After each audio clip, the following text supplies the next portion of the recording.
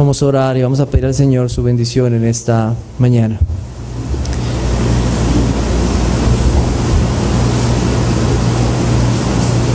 Te alabo, Padre, por este día en el cual podemos venir a este templo y juntos ser enseñados por tu palabra.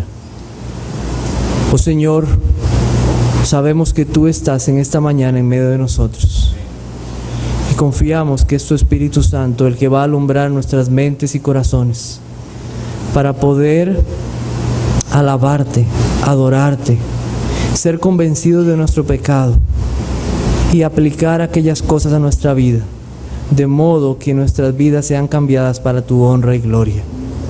Te doy gracias por los que me has concedido en esta mañana. Oh Señor, concédeme también hablar con claridad, con palabras, Señor, sabias que vienen solamente de ti. Oh Señor, guía los corazones y los oídos, para que cada uno de los que está acá bendiga tu santo nombre y alabe a aquel que vive y reina por los siglos. Amén. Pueden tomar asiento.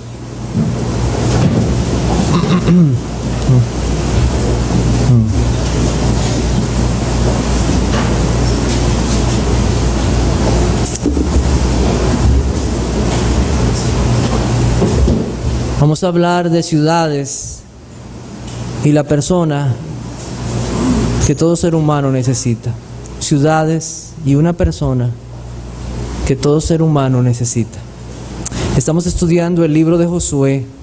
Si usted no ha podido estar con nosotros, estamos en una serie del libro de Josué y estamos en el capítulo 20. Entonces puede buscar en su Biblia Josué capítulo 20. En esta mañana vamos a ver dos capítulos, Josué capítulo 20 y 21. Nosotros terminamos el capítulo 19 recordando que Dios cumple sus promesas. El versículo 51 del capítulo 19 termina así: estas son las heredades que el sacerdote Eleazar y Josué hijo de Nun y los cabezas de los padres entregaron por suerte en posesión a las tribus de los hijos de Israel en Silo, delante de Jehová, a la entrada del tabernáculo de reunión, y acabaron de repartir la tierra. La Canaán prometida, después de 400 años, ahora está en posesión de Israel. Ellos entraron a ese reposo que Dios había dado. Y esto solamente es la sombra, el recuerdo de una promesa mayor, la promesa de la vida eterna y del reposo que solamente se puede encontrar en Cristo Jesús. Para todo aquel que cree, para todo aquel que ha dejado de confiar en sí mismo y se ha confiado en la justicia de Jesucristo, para aquellos que por la gracia de Dios han sido hechos partícipes de una heredad no terrenal sino celestial, de una ciudadanía reservada en los cielos, una gloria esperada, de donde también esperamos a nuestro amado Salvador Jesucristo. El libro de Hebreos, en el capítulo 4, versículo 8 dice: porque si Josué les hubiera dado el reposo, no hablaría después de otro día. Por tanto, queda un reposo para el pueblo de Dios. Hay un reposo verdadero para el pueblo de Dios. Ese reposo es un reposo espiritual y eterno, y viene cuando nosotros escuchamos el Evangelio, la palabra de Dios. Escuchamos las buenas nuevas de salvación y por la gracia de Dios creemos cuando se nos promete en Cristo perdón y vida eterna. Ese es el reposo que necesita toda persona. Esa es la vida y el perdón que necesita cada ser humano. Y quiero preguntarte, ¿tienes tu vida eterna? Si hoy, en esta mañana murieras, ¿tendrías la seguridad de estar con Cristo por siempre con Él? Si tú ya has confiado en Jesucristo para tener vida, quiero preguntarte, ¿te trae eso alegría y gozo hoy a tu corazón saber que tienes la vida que Dios da en su Hijo? ¿Te da gozo eso? Nosotros no merecíamos haber sido salvados. La Biblia dice: por cuanto todos pecaron, están destituidos de la gloria de Dios. Qué gozo es saber que se nos ha dado algo que no merecíamos la vida en Jesucristo. Y a Él sea la gloria. Pero esto no acaba aquí.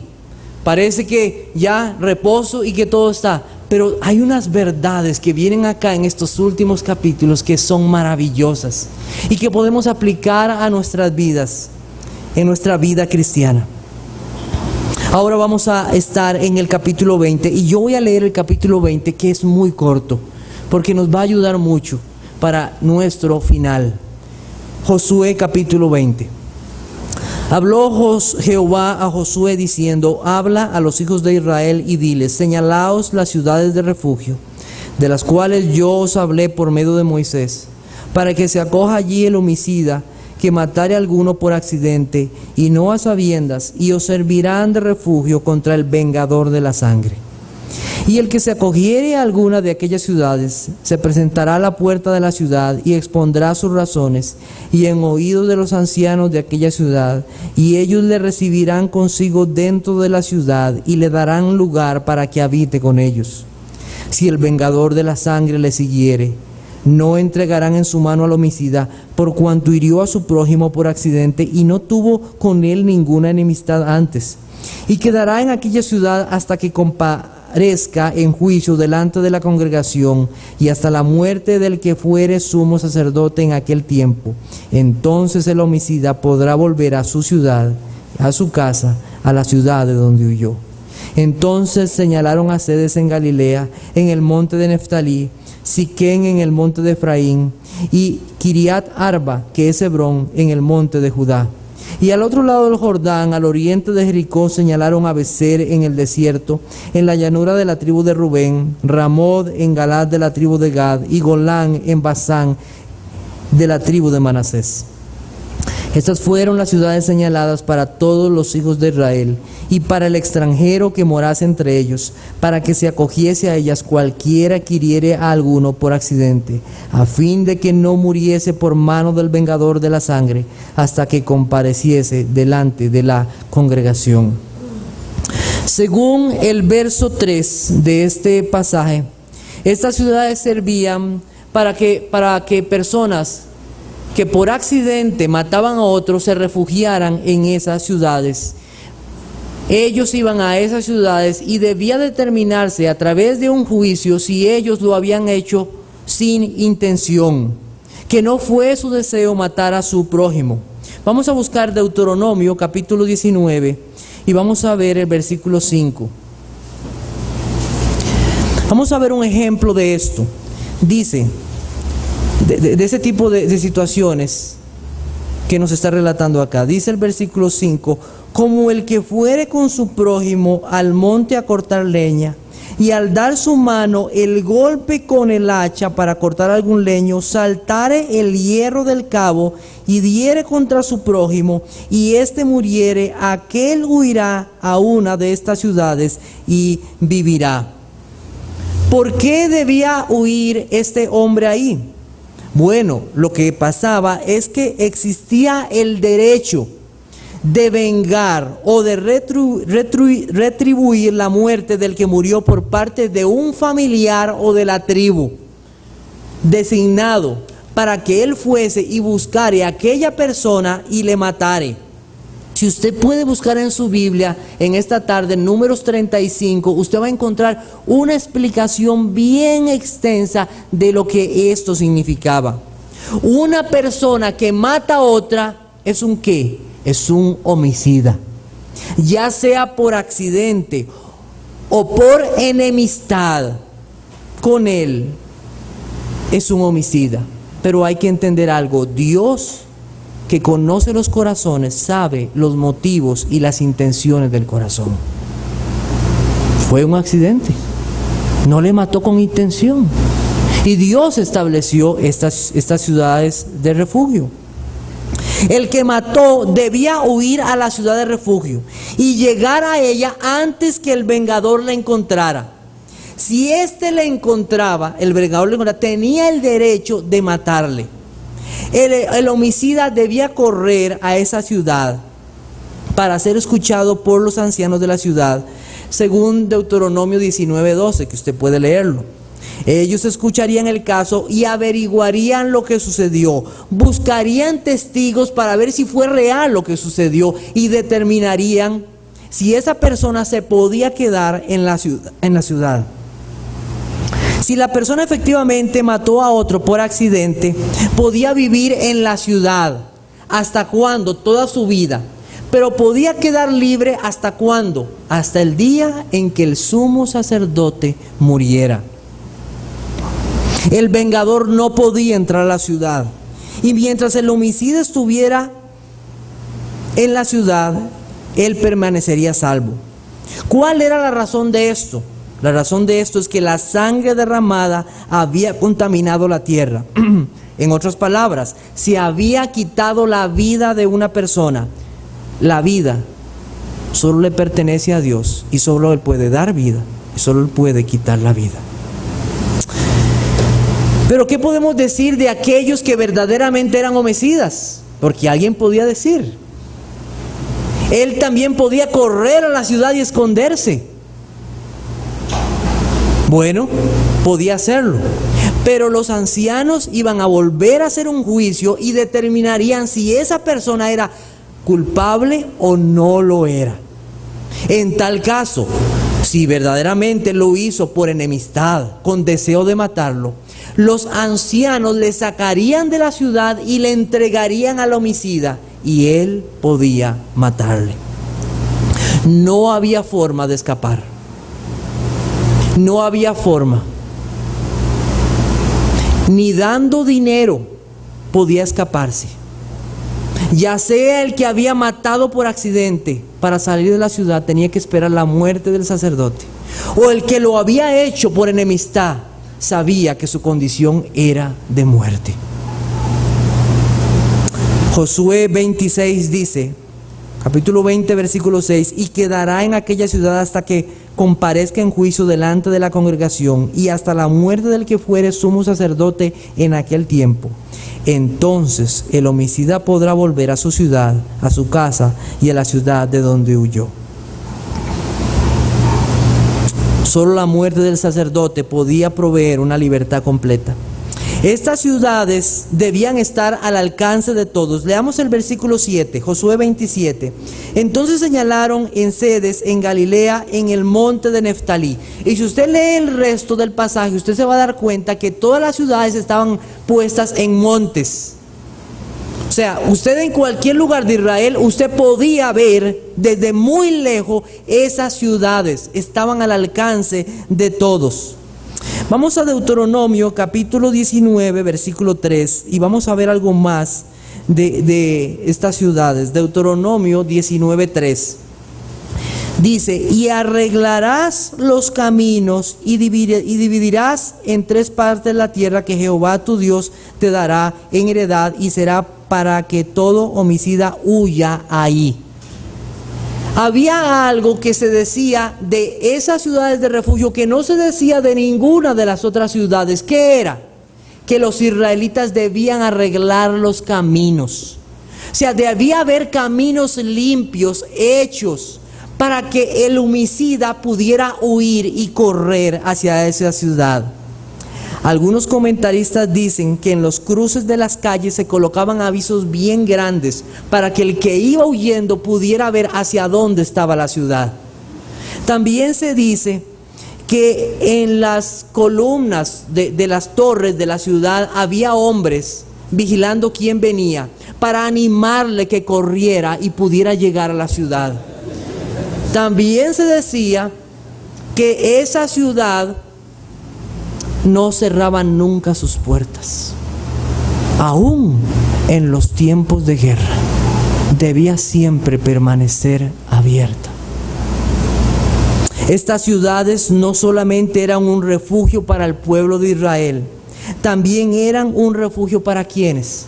Para los extranjeros que vivían en medio del pueblo de Israel. Las ciudades estaban a un lado y al otro del Jordán, y fueron establecidas por Dios. No fue una idea de Josué o de Moisés. Dios había, desde antes de llegar a Canaán, Dios había dicho que esas ciudades debían ser establecidas. Su ubicación era una al norte la otra en la zona central y la otra al sur del Jordán. 3 de cada lado del río. En total, ¿cuántas? 6 ciudades. Sedes, Siquem, Hebrón, y del otro lado Golán, Ramot y Becer. Los nombres de estas ciudades tienen significados muy hermosos, algunas como santuario o justicia para el pecador, o fortaleza para el débil. El capítulo 21 nos lleva a considerar otra situación. El capítulo 21 nos dice ahora ciudades de los levitas. Ahora estas son otras ciudades. ¿Quiénes eran los levitas? Los levitas eran una de las 12 tribus de Israel. Ellos fueron apartados por Dios para que ellos llevasen el arca del pacto de Jehová, para que estuviesen delante de Jehová para servirle y para bendecir su nombre, según Deuteronomio capítulo 10, versículo 8. Dios a ellos no les dio una heredad como nosotros vimos en estos días. ¿Quién era la heredad de ellos? Dios mismo era la heredad de ellos. Qué hermoso. Pero Dios en su misericordia, además de esto, había hecho algo con ellos. Les había permitido que ellos tuvieran otras ciudades. Estas ciudades eran para su mantenimiento. Vamos a leer Josué capítulo 21, versículos 1 al 3. Al 3, está bien. Dice: los jefes de los padres de los levitas vinieron al sacerdote Eleazar, a Josué hijo de Nun, y a los cabezas de los padres de las tribus de los hijos de Israel, y les hablaron en Silo, en la tierra de Canaán, diciendo: Jehová mandó por medio de Moisés que nos fuesen dadas ciudades donde habitar, con sus ejidos para nuestros ganados. Entonces los hijos de Israel dieron de su propia herencia a los levitas, conforme al mandato de Jehová, estas ciudades con sus ejidos.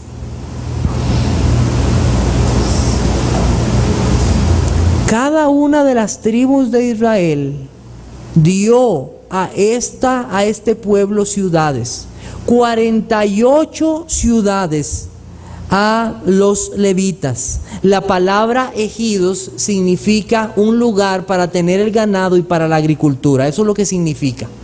O sea, las otras tribus dieron para que ese pueblo que se dedicaba a servir al Señor tuviera para sus necesidades. Estas 48 ciudades estaban también en la promesa del Señor. Ya Dios desde antes había dicho que esto debía hacerse así. Dios lo había mandado. Estos levitas eran responsables también de esas ciudades.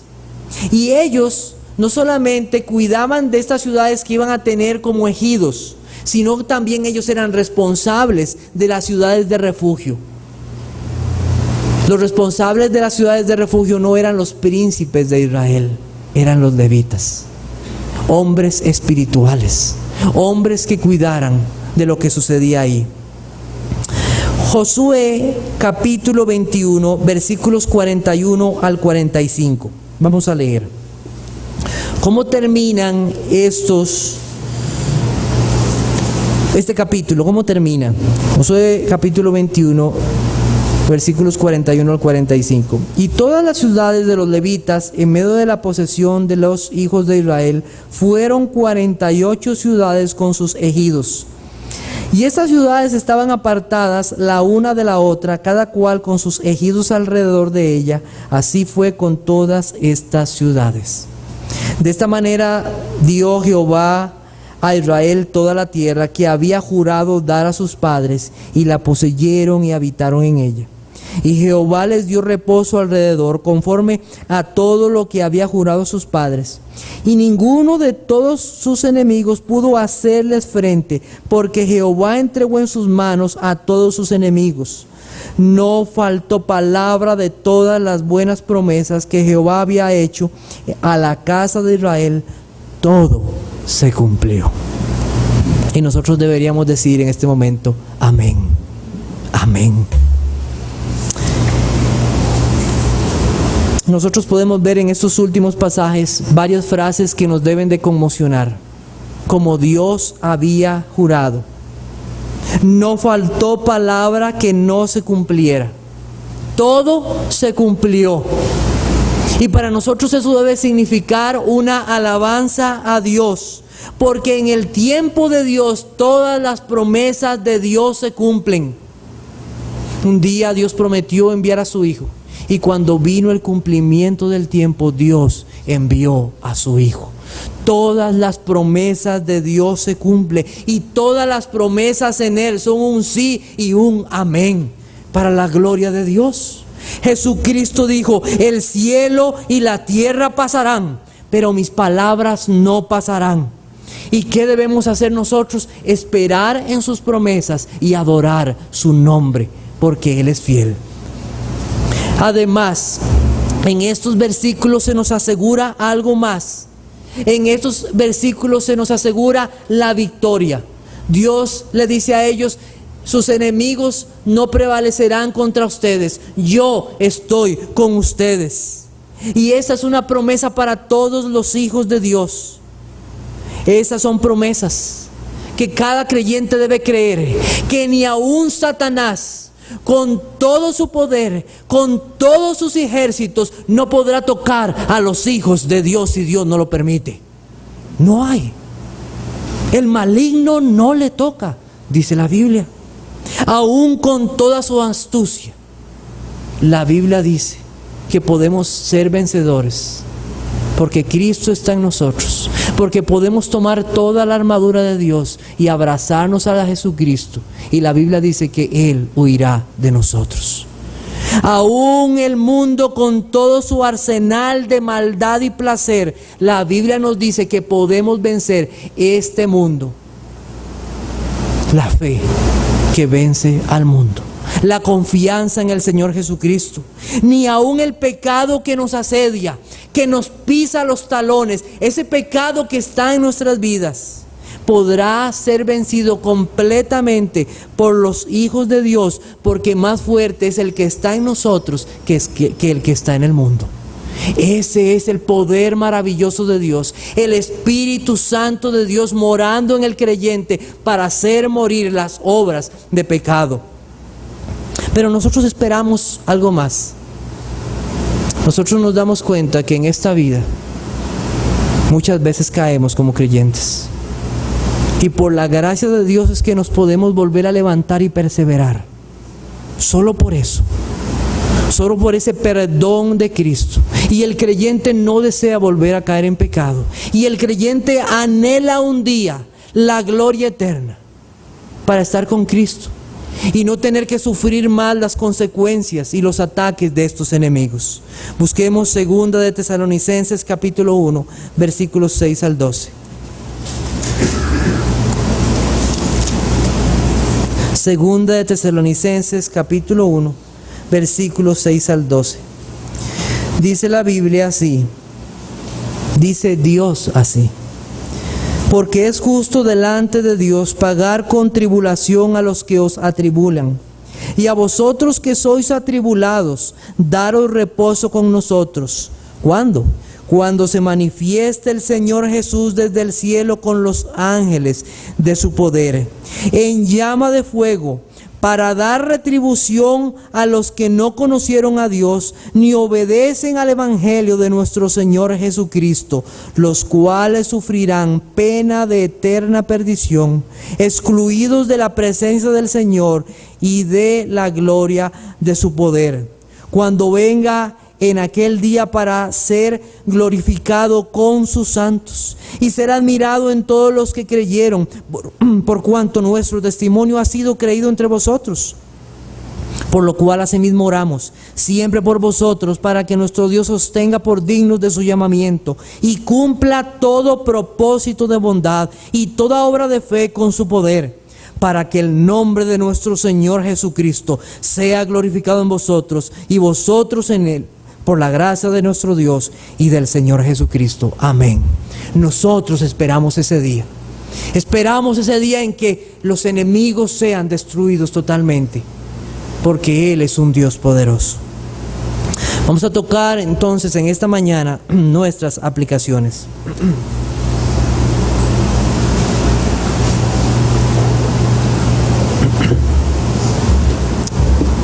En primer lugar, un lugar y siervos para Dios.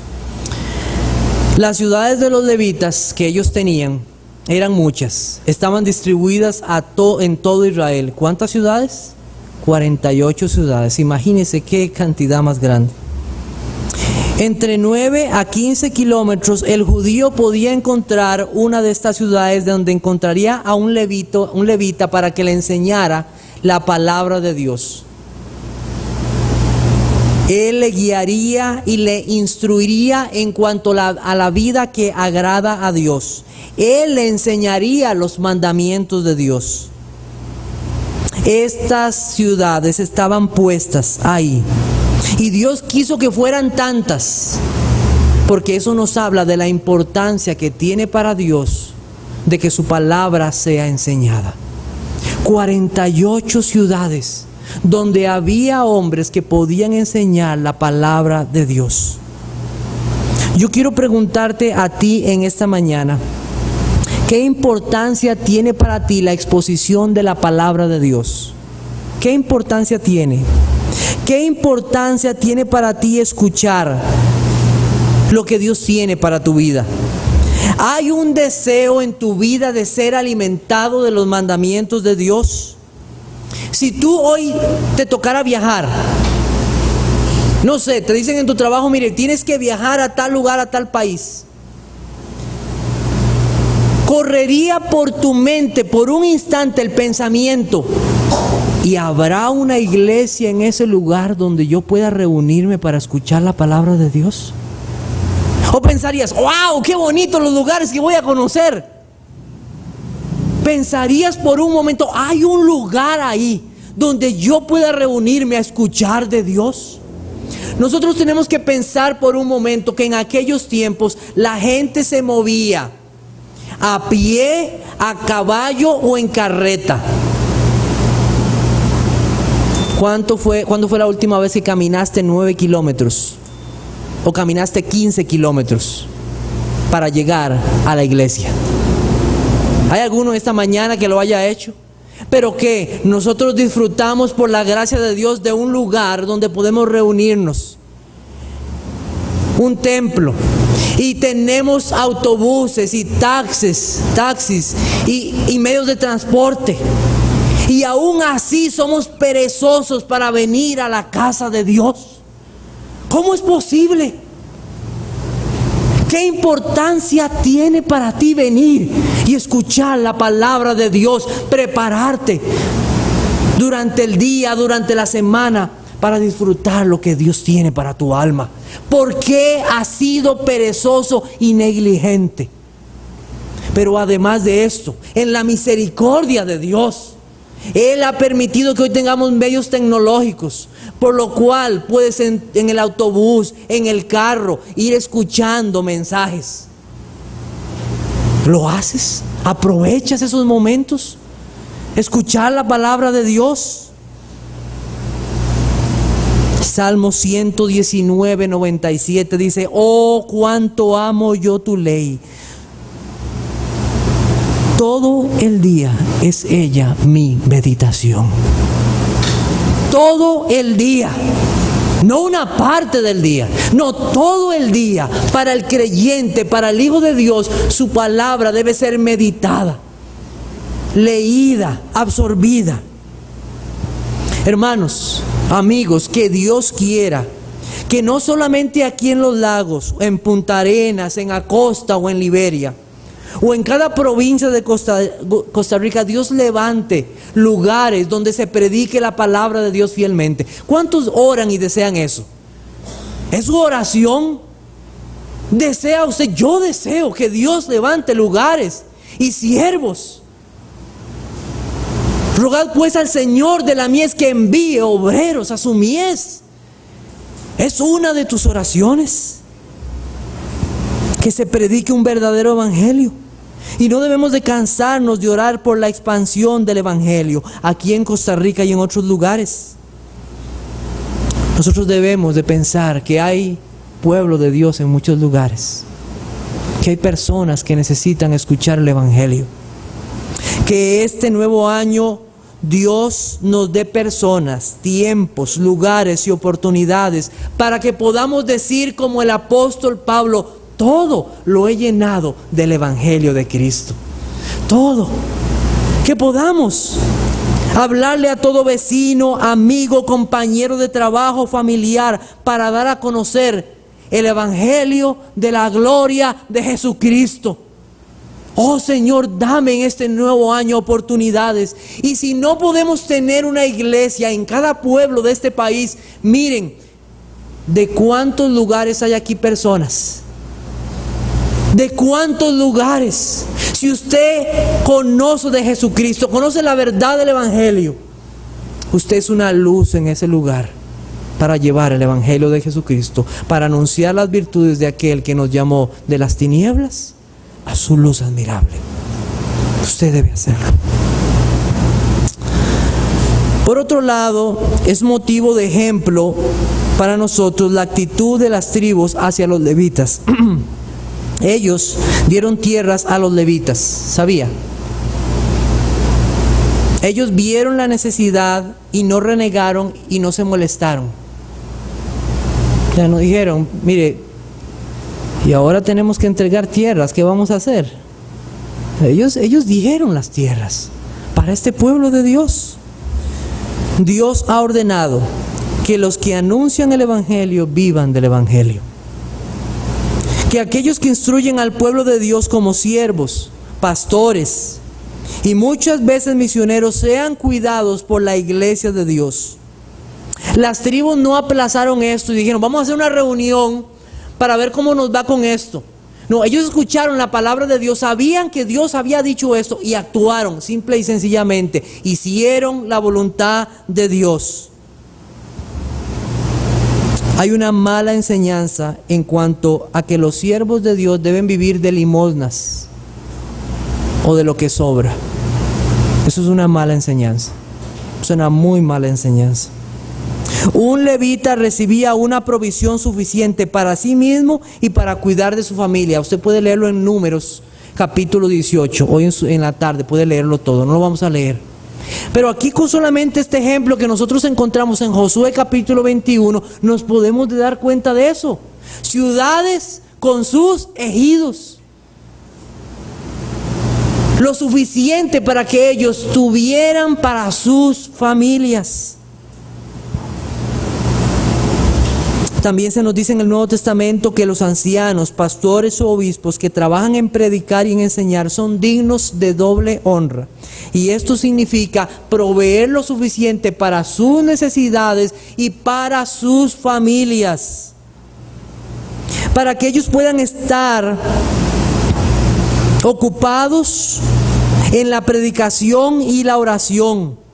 Para que no vivan angustiados por las necesidades normales de esta vida. Dios suple a través de su pueblo y ellos, el pueblo de Dios, debe saber que los pastores son dones de Dios para la iglesia. Le pregunto, ¿aprecia a usted a sus pastores? ¿O aprecia a aquellos siervos de Dios que Dios ha enviado a otros lugares para llevar el Evangelio como misioneros? Cada iglesia debe proveer para sus siervos en la medida de sus posibilidades. Y los hombres de Dios no buscarán enriquecerse porque sabrán que lo que Dios les da, ellos también darán cuenta delante de Dios. Este cuidado de los pastores es importante que nosotros lo sepamos. Tal vez usted es una persona que nos visita. Tal vez usted no entienda de lo que yo le voy a decir. Pero nosotros aquí tuvimos un siervo de Dios, un fiel siervo de Dios que murió hace unos años. Y nosotros tenemos que reconocer como iglesia que nosotros no cuidamos bien de él, que nosotros le descuidamos, que nosotros fuimos perezosos en el cuidado de él muchas veces y de su familia. Y nosotros podemos dar testimonio que este hermano entre nosotros, él nunca buscó enriquecerse. Personalmente, él me contó muchas ocasiones en que él despreció opciones en otros lugares donde le ofrecían cosas increíbles, y él lo hizo por amor a esta iglesia. Y se quedó aquí.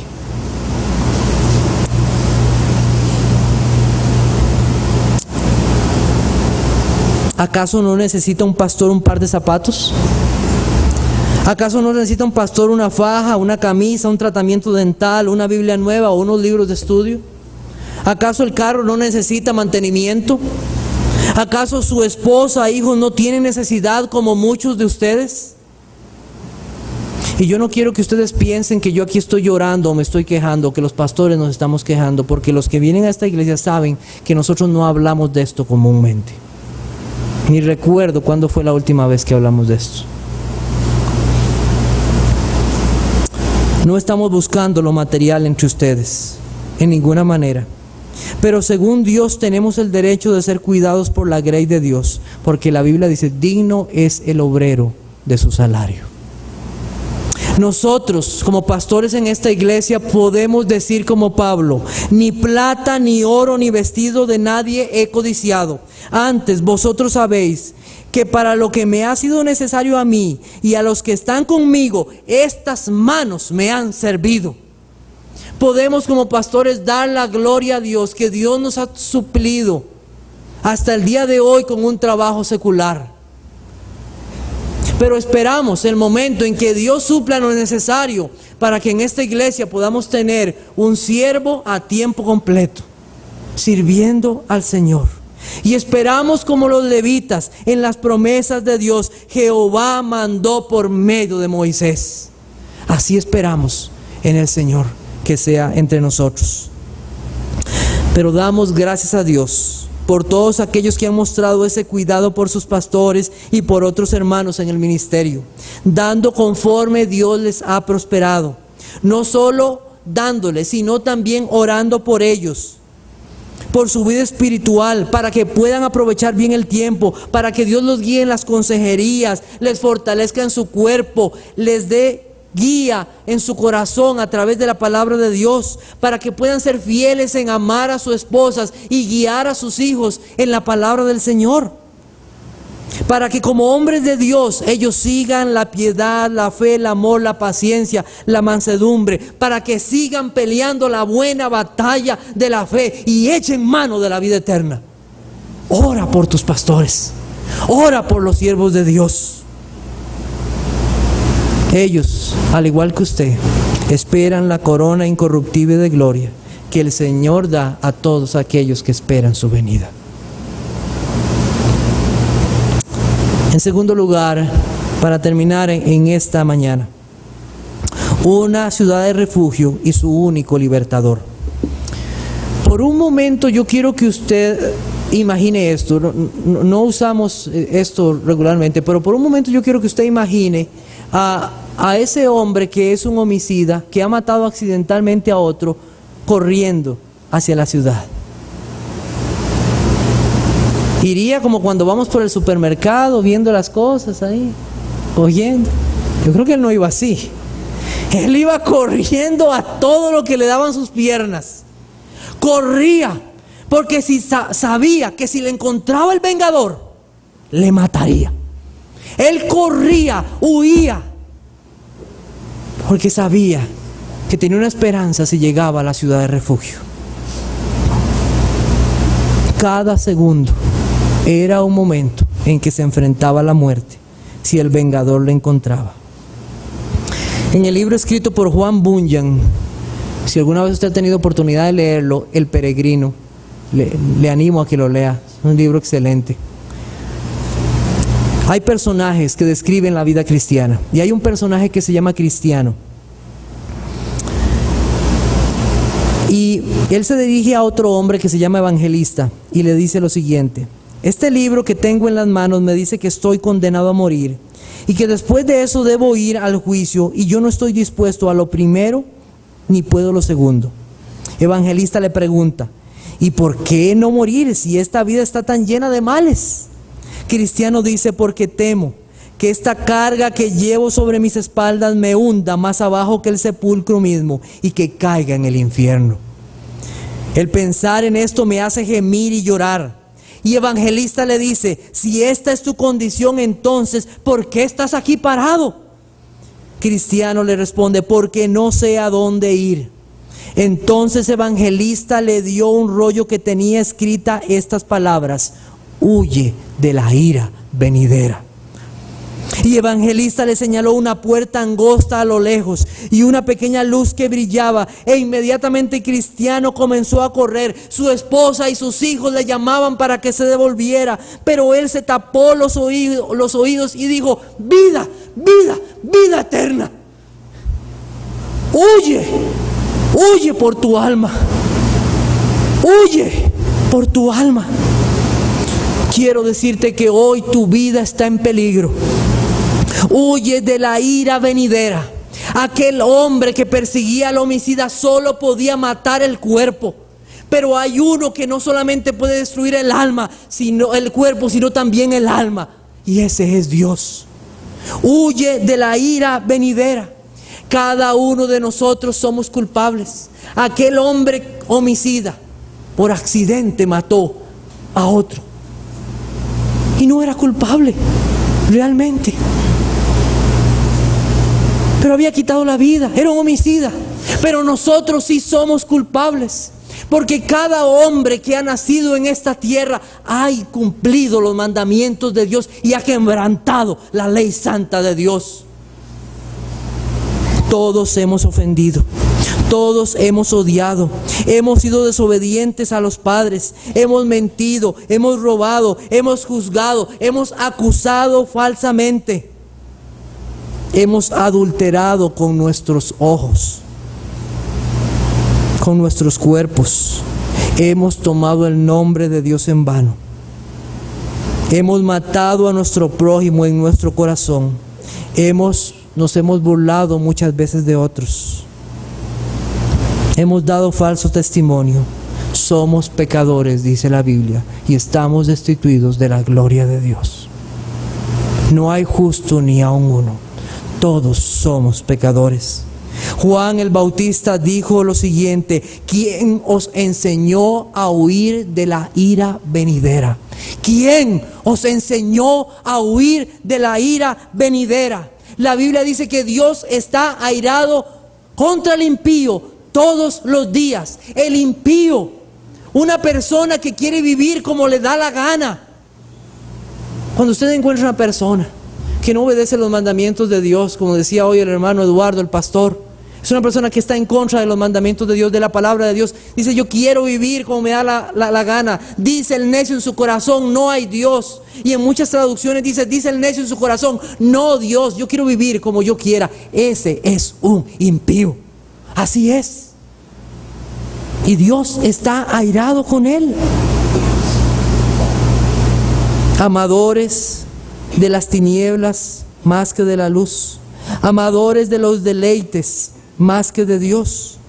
Los hombres saben que morirán. ¿Sabe? Si usted le pregunta a las personas, a cualquiera: ¿usted sabe que va a morir? Sí. Hoy puede morir, sí. Todos saben que van a morir. Todos sabemos que vamos a morir. Pero ¿sabe que hay algo que los hombres no saben? Los hombres no saben al juicio y a la ira que se van a enfrentar un día. No saben al juicio y a la ira que se van a enfrentar. Romanos capítulo 2, versículo 5, por favor. Romanos capítulo 2, versículo 5.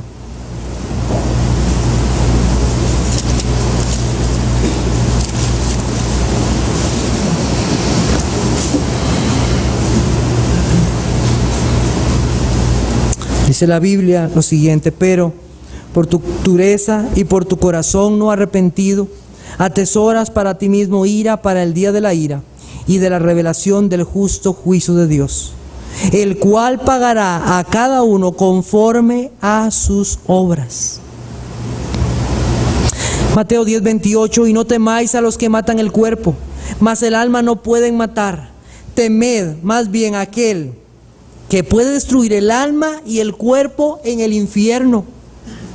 Hay un infierno real, hay un juicio real y hay un Dios que se va a enfrentar todo hombre. Y la Biblia dice: cosa horrenda es caer en manos del Dios vivo.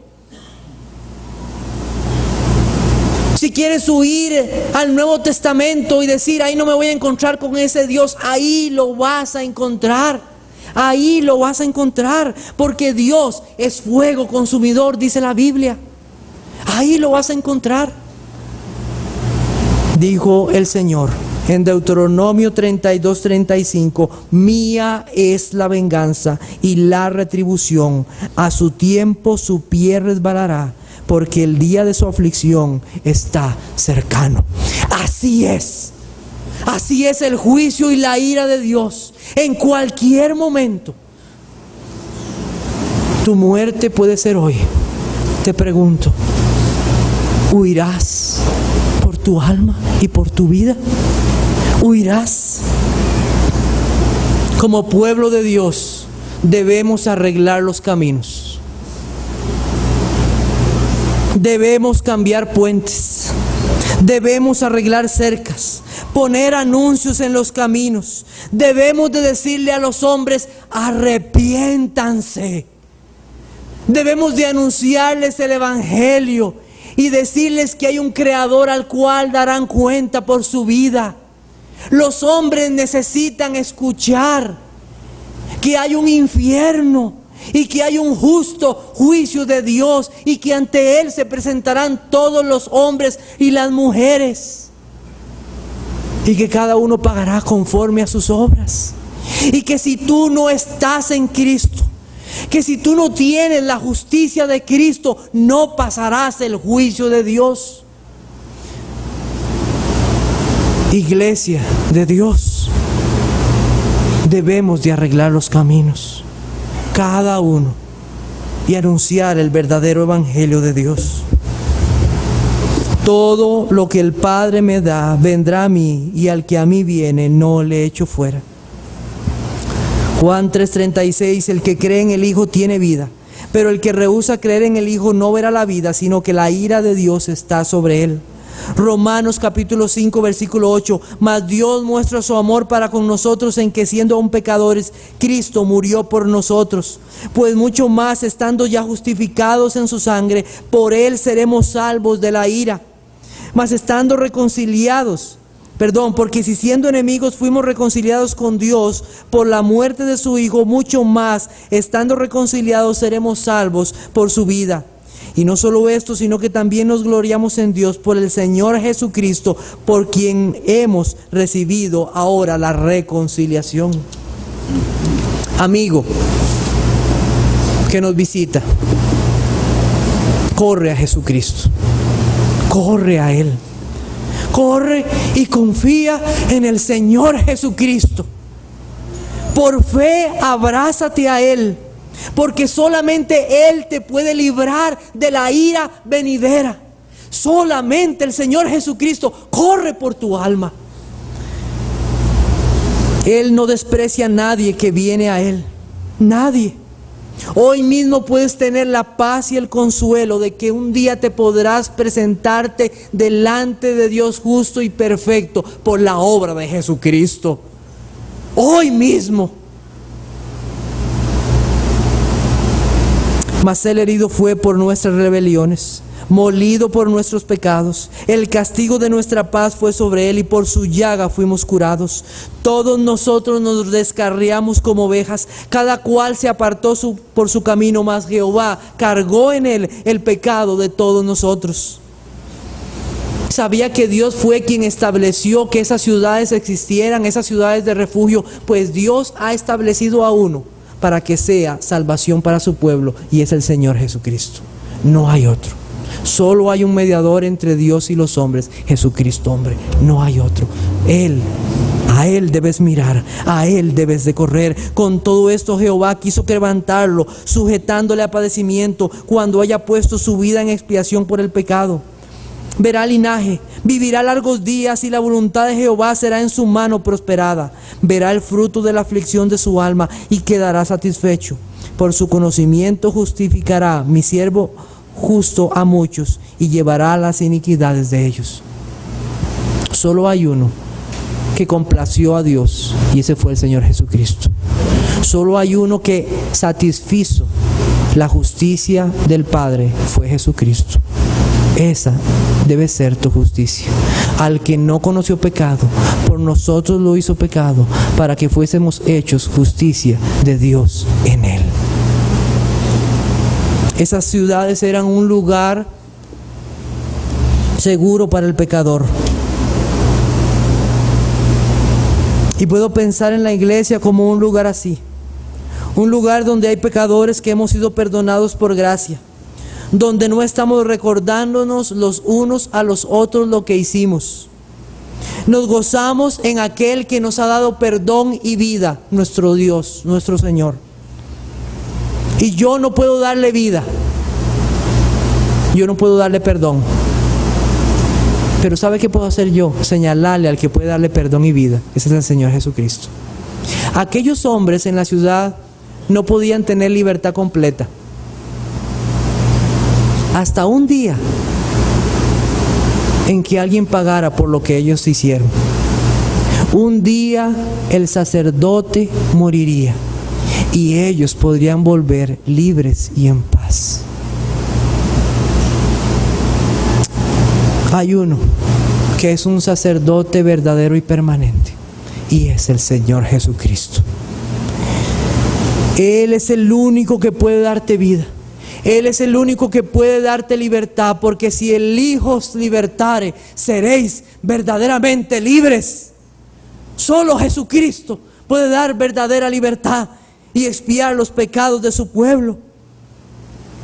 Hebreos 2:17 dice: por lo cual debía ser en todo semejante a sus hermanos, para venir a ser misericordioso y fiel sumo sacerdote, en lo que a Dios se refiere, para expiar los pecados de su pueblo. Hebreos 7:23, y los otros sacerdotes llegaron a ser muchos, debido a que por la muerte no podían continuar más, mas este, por cuanto permanece para siempre, tiene un sacerdocio inmutable, por lo cual puede también salvar perpetuamente a los que por él se acercan a Dios, viviendo siempre para interceder por ellos. Porque tal sumo sacerdote nos convenía, santo, inocente, sin mancha, apartado de los pecadores y hecho más sublime que los cielos. Amigo, corre al Señor Jesucristo, corre a Él. Háblale, suplícale que te perdone, confiésale tus pecados y Él te dará perdón en su sangre y vida eterna. Corre al Señor Jesucristo. Es maravilloso lo que nuestro Dios puede hacer. Él puede darte una vida nueva, una vida transformada, un corazón nuevo para amarlo a Él y vivir siempre adorando su santo nombre. Por amor a tu alma, huye al Señor Jesucristo. Corre a Él. Oremos.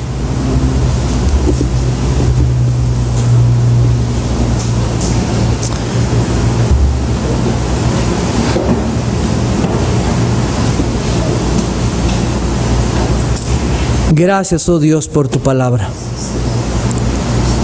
Oh Señor, nos has expuesto a lo que tú, Señor, has dejado, para que nuestras conciencias sean amonestadas en este día. Y consideremos nuestra situación real delante de ti. Tú eres un Dios santo, 3 veces santo, justo, verdadero, que no tendrá por inocente al que es culpable. Tú dices: mía es la venganza. Tú eres un Dios que es fuego consumidor. Y no merecemos, Señor, nada. Merecemos el infierno, porque voluntariamente nos hemos apartado de ti. Porque todo nuestro ser es corrupto. Pero en tu gracia infinita tú has establecido y has puesto a uno, tu propio Hijo, tu unigénito Hijo santo y perfecto, para que corramos hacia Él. Oh Señor, gracias por tu Hijo, a quien podemos ir y encontrar perdón, libertad y vida eterna. Oh Señor, yo te ruego que sea tu Espíritu Santo que toque los corazones, que hable a nuestras conciencias, que cada uno de los que está acá pueda encontrar su único refugio en tu Hijo. Oh Señor, gracias por todos aquellos a quienes has salvado. Gracias, Señor, por tu palabra. Y yo confío, Señor, que estas palabras tú las llevarás a cada corazón y hablarás a cada uno para que ellos vengan a ti. Y al que a ti viene, sabemos, Señor, por tu promesa que tú no le echas fuera. Alabado sea tu nombre y te damos gracias en tu Hijo. Amén.